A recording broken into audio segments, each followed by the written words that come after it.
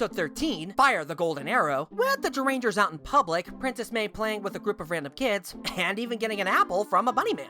All seems normal. On to the new monster of the week, Dorladon appears, shooting an arrow in the sky, spreading seeds on the kids that grow into apple trees, and said apple trees seem to be draining the life out of them that are turning them old. Wait a minute. Dorladon used leech seed and it's super effective!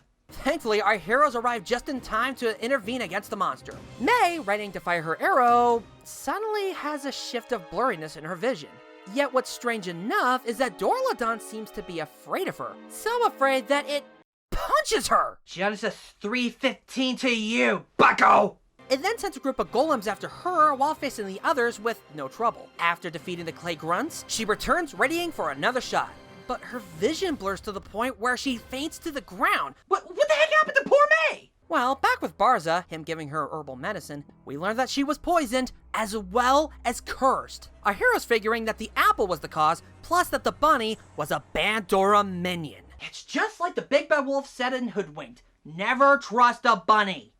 To why May was targeted, it turns out she has the power to defeat Dorladon thanks to her ancestry of shooting a golden apple off the top of a Ladon's head, said fruit having the power to give youth and longevity, which is where Bandora's plan comes into play. With May out of the way, plus being indestructible to our heroes' attacks, Dorladon can continue using Leech Seed to absorb more of the children's youth, transform them into giant apples for Bandora to eat so that she can gain said youth and longevity, with no one to stop her! There is some good news though. The medicine Barza gave will help with the poison. However, May has to fight off the curse herself. And remember when I said that episode 12 did a great job with the tension? This episode cranked it up to a 10!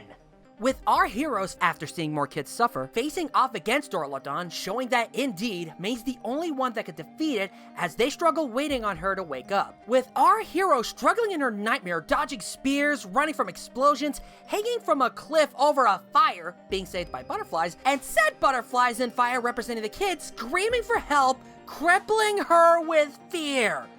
Like I said, up to 10.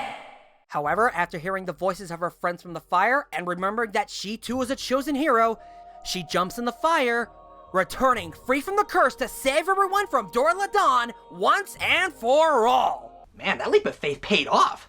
She then transforms, solo fights a group of golems, frees her friends from a snake bind, shoots the apple off its head, finally becoming vulnerable, and destroying it by Howling Cannon. And so the episode ends with the kids saved. In celebration, Dan brings out a basket full of apples a friend of Barza gave everyone to eat.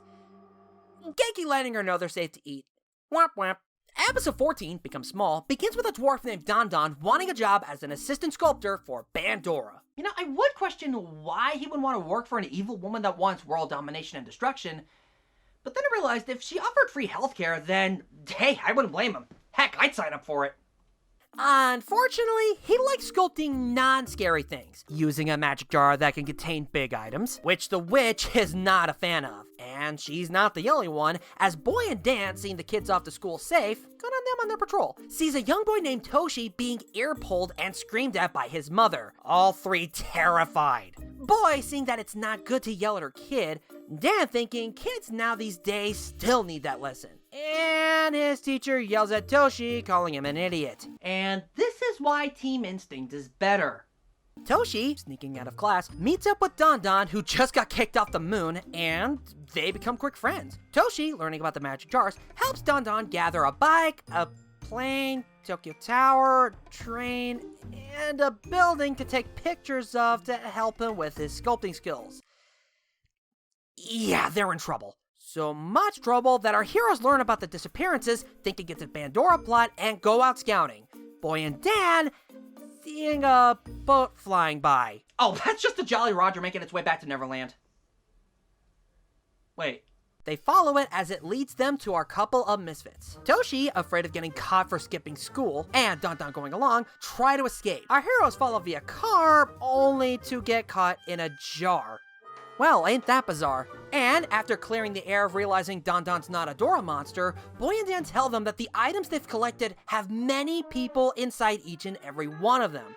Realizing the mistake, they set everyone free. Our heroes being the last ones, but Toshi asks them not to yell at them for their mistake. Dan yells at them on how they caused a panic and deserve 100 spankings. After Toshi tosses them, Amboy reminding him of their situation, Dan asks nicely, promising not to yell at him. Oh, the anvil of iron!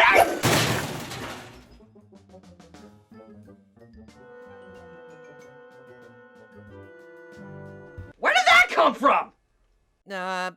Anyway, Bandora, seeing the trouble Dandan's made, sends her minions to destroy the jar our heroes are trapped in. Thankfully, Geiki, Goshi, and Mei arrive in time to fight, freeing our yellow and blue duo. Our misfits on the run escape, but then have to hide again as Toshi's mom and principal are looking for him because of, well, again, skipping school. Both of them are sorry for the trouble they've caused, but with all of what's happened, they're more worried about the punishment they're going to get. That's when Bandora appears. And by the grace of God, what happens next is just freaking awesome! To me, at least. She turns them into giants, causing more trouble. Our hero summon Daijouzen only to get trapped, then freed again. And Toshi grabs the God Horn to fight them! Like I said, freaking awesome! What's not awesome is his mom telling them to punish her son. Boy, however, turns this into a PSA telling her off about how she needs to think of her child before scolding him, reminding her that he's still small and can get scared of her.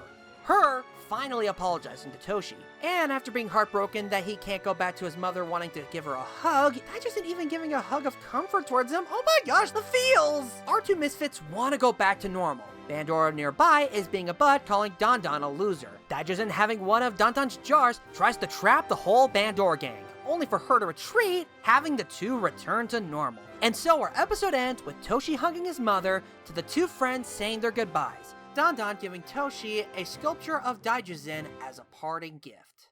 These filler episodes were great. No, at least to me. Episode 13 did a great job with the tension plus drama. Bandora's scheme was terrifying, Dora Ladon was a great threat our heroes had to overcome, and I liked how we got a Princess May-centered episode, of her battling a curse, fighting a group of golems all by herself, to defeating the monster of the week. It was nice to see her in action, and I hope to see more in future episodes. Episode 14 just might be my favorite filler episode so far.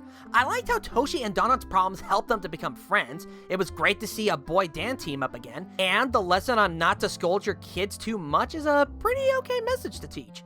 But the highlight of this episode, hands down, goes to Toshi and Dandan going giant and interacting with Daijouzen. It just brings a dumb smile to my face. Plus, was interesting to see a non-Dora monster episode to add on the uniqueness. Also, quick trivia, in the Power Ranger episode For Whom the Bell Trolls, you can see a shot of Toshi before the camera zooms up to the Megazord's face. Check it out yourself, it's a fun little mishap.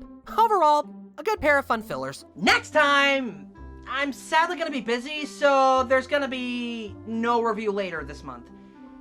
But at the start of next month, we'll continue with more Zyuranger, so look forward to it.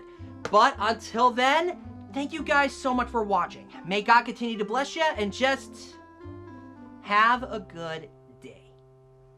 Before the episode ends, I would love to personally thank Jonathan Youngs for being the sponsor. And to thank him, I decided to give him a portrait. Said portrait is of one of his OC characters, Strawberry, one of the two daughters of Deadpool and Pinkie Pie, with some creative liberties of having a Deadpool-like outfit with her color scheme. And again, Jonathan, thank you so much for the support, man.